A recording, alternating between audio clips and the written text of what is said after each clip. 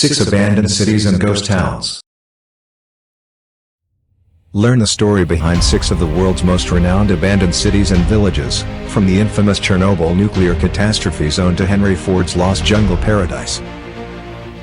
1. Pripyat, Ukraine.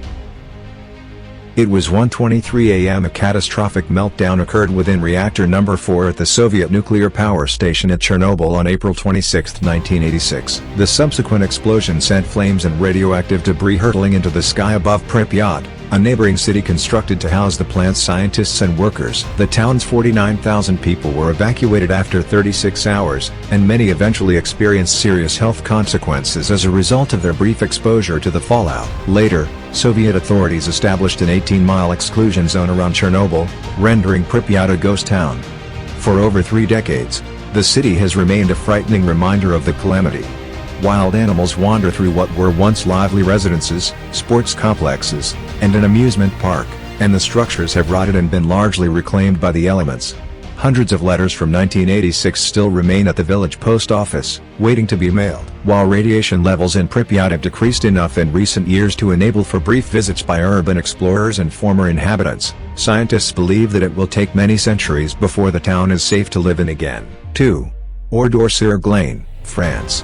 On the afternoon of June 10, 1944, the village of Ordor-sur-Glane was the site of one of the worst massacres of French civilians during World War II, with the Nazi Waffen-SS detachment rounding up and murdering 642 of its residents and burning most of their houses to the ground in what is believed to be retaliation for the town's alleged support of the French resistance. The men were machine-gunned in barns, while the women and children were confined in a church and slaughtered with explosives and incendiary grenades.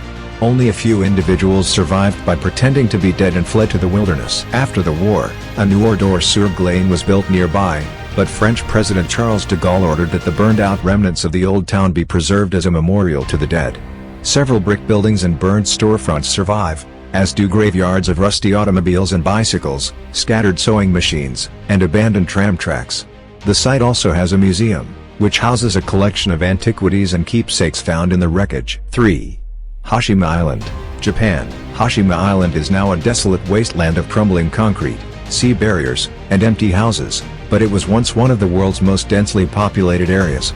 The little island off the coast of Nagasaki was founded as a coal mining colony in 1887. It was eventually bought by Mitsubishi, who used the proceeds to construct some of the world's first multi-story, reinforced concrete structures to accommodate its burgeoning population. For the following few decades, Hashima remained a hive of activity, particularly during World War II, when the Japanese forced thousands of Korean workers and Chinese POWs to toil in its mines.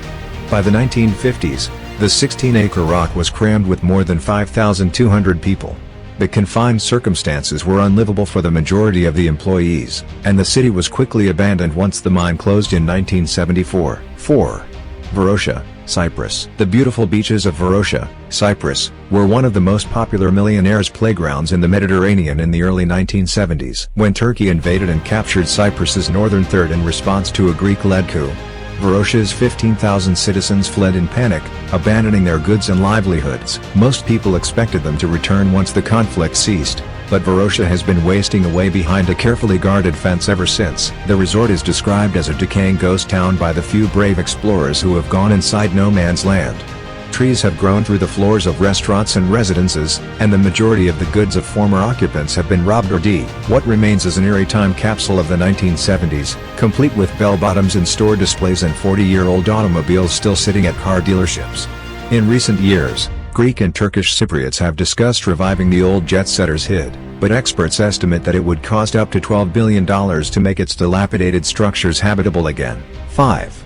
Bodhi, California. Bodhi, California was incorporated in 1876 after miners discovered significant quantities of gold and silver in its hillsides. In the late 1870s, gold-crazed prospectors poured to the community at a pace of more than 24 per day, and its population eventually swelled to almost 10,000 people. The colony quickly developed a reputation as a sea of vice packed with rowdy men, prostitutes, and opium dens, thanks to larger-than-life reports of whiskey-fueled shootouts. Bodhi, like most boom towns, eventually fell bankrupt.